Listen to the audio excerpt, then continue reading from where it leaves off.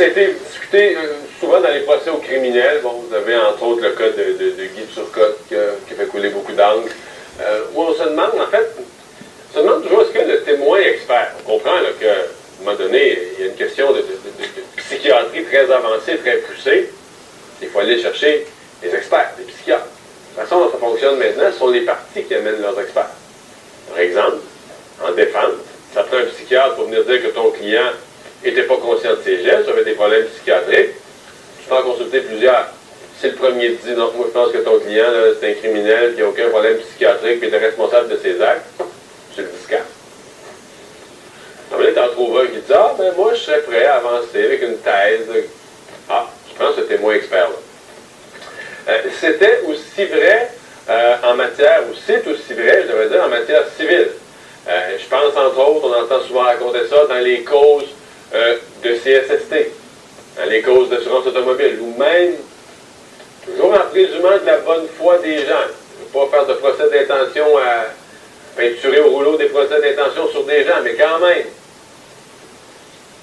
il y a des gens, des médecins ou autres, on dirait qu'ils se spécialisent à être toujours du bord de la CSST, ou toujours contre la CSST, donc, le médecin va se spécialiser, mais il va toujours dire que cette personne-là est correcte pour retourner au travail. Ah oui, lui est bon, il devrait retourner au travail. Et donc, il va devenir un témoin expert qui va gagner sa vie, avoir des revenus importants, en étant toujours embauché. Et l'inverse aussi, certains vont être toujours en défense. Là. Et là, ça amène la question, tu dis, ouais, expert. Tu sais, moi, mettons que j'engage un expert dans ma maison, là, parce que je veux faire vérifier, je sais pas, moi, l'état du salaire, tout ça. Je ne veux pas que l'expert ne veut pas le payer pour qu'il me dise ce que je veux entendre. Je vais te payer si tu me dis que tout est correct, je vais payer si tu me dis que tout n'est pas correct. Là. Je veux vraiment que l'expert me dise, ben, j'imagine qu'un juge qui va trancher une question devrait être face au même genre de recherche de vérité, de dire, ben, je veux que l'expert me donne vraiment le meilleur point de vue possible selon sa connaissance. Est-ce que ça pourrait changer? Il semble que oui. Le ministre, à l'heure actuelle, le ministre Bertrand Saint-Arnaud, ministre de la Justice, planche sur un projet de loi qui va dans ce sens-là, qui va dans le sens de mieux réglementer pour criminels. Je reviens sur le cas de Guy Turcotte, pour criminels, vraiment au niveau civil. On va aller parler à Mme Danielle Delisle, qui est membre du conseil d'administration du groupe Assurance Invalidité. Bonjour, Mme Delisle. Bonjour, M. Dumont. Bon, parlez-moi des changements à la loi là, qui sont en cours. D'abord, avant de parler des changements à la loi, est-ce que vous pensez que c'est nécessaire d'avoir des changements à la loi? Est-ce que vous pensez qu'il y a des problèmes avec la loi actuelle? Absolument, M. Oui. Dumont. D'abord, il faut se poser une grosse question au Québec. Qui sont les experts? Si vous regardez sur le site de l'Ordre des experts, on parle toujours des médecins, il y a très peu de personnes. Et pourtant, plusieurs médecins s'improvisent experts. Alors, qui sont-ils, ces médecins experts-là? C'est la première question qu'il faut se poser. S'ils ne sont pas encadrés déjà par leur propre ordre, qui va les encadrer? C'est la première question à se poser. Et vous, en vous posant cette question-là, pour vous, c'est clair qu'il y a un problème. Bon, maintenant, les changements à la loi qui sont envisagés, vous pensez qu'ils vont dans le bon sens?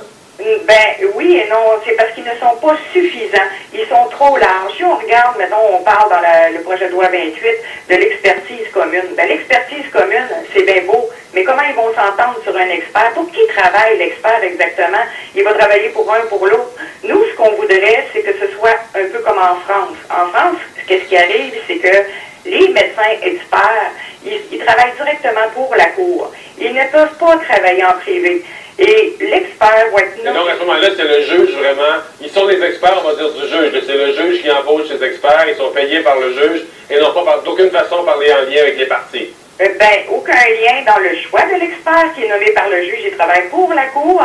Et la partie qui va perdre la cause, lui, il va être obligé de payer les frais avec les dépenses. Simplement. Mais les médecins experts qui va travailler dans le dossier, ils vont être vraiment équitables. Il n'y aura pas d'expertise nébuleuse à ce moment-là. Mais avez-vous l'impression à l'heure actuelle, parce qu'on cherche toujours à prendre des mots qui ne sont pas trop durs, on ne va pas dire que les gens sont achetés, mais avez-vous l'impression que présentement, il y a vraiment des experts, dans le fond, que... Absolument, il agisse en fonction de celui qui signe le chèque en bout de ligne. Il donne l'avis qui est recherché par celui qui va les payer. plutôt que vraiment un avis, on va dire, une évaluation indépendante basée sur ce que devrait être leur expertise. Exactement, M. Dumont. Je vais vous donner le meilleur cas qu'on puisse avoir. Dans notre groupe, il y a une dame qui faisait, avant d'être invalide, des transcriptions médico-légales pour des bureaux d'experts. Cette dame-là nous a affirmé que l'employeur qui l'embauchait, elle s'était rendue compte de plusieurs choses qui ne fonctionnaient pas. La personne lui semblait vraiment invalide, sans aucun doute. Et le médecin expert qui avait fait l'expertise, dont elle faisait la transcription, lui disait que la personne était apte au travail. Alors, elle s'est posé des questions plusieurs fois et à un moment donné, elle est allée voir son patron, lui a dit, là, je comprends pas, il faut m'expliquer. Cette personne-là est vraiment invalide. Et son patron de lui répondre, ben, tu sais, les compagnies d'assurance, c'est payant, puis ça paye vos parties de Noël. Alors, ça va jusque-là, M. Dumont. Oui.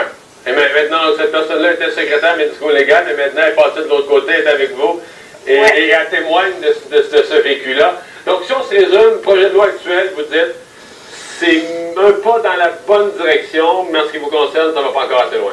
Absolument pas. Il y a plusieurs choses au niveau de l'encadrement qu'il faut qu'il soit fait. Absolument.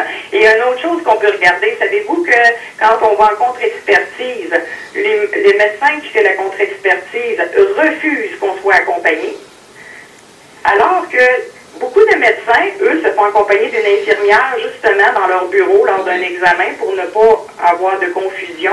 Nous, les personnes qui sont contre-expertisées, on n'a pas le droit d'être accompagnés. Merci d'avoir été avec nous, Mme Delisle. Ça me fait plaisir. Au revoir. Bye bye. Et on va tout de suite aller, vous avez vu,